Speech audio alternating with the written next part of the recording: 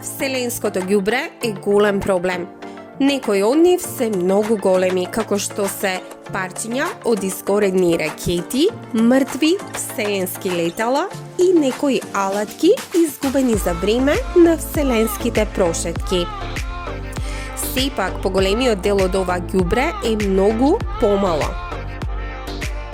Судирите со големи парчиња ѓубре може да оневозможат, па дури да уништат летала, како што се случи претходно со француското вселенско летало Серисей во 1996 година. Помалите остатоци исто така можат да предизвикаат голема штета, но и му се закануваат на астронаутот да му го загрозат одењето во Вселената. Кога соларните панели на Вселенскиот телескоп Хабл беа вратени на Земјата во 2002 година, тие беа преполни со ударни кратери од 8 мм.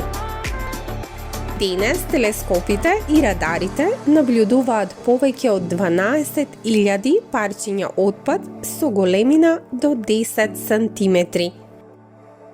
Нормално, овие не би представувале закана, но во Вселената отпадот патува со голема брзина.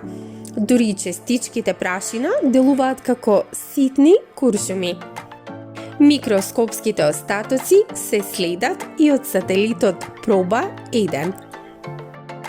Овие информации се многу корисни, зашто му овозможуваат на вселенските летала да знаат кога да се преместат во побезбедна орбита.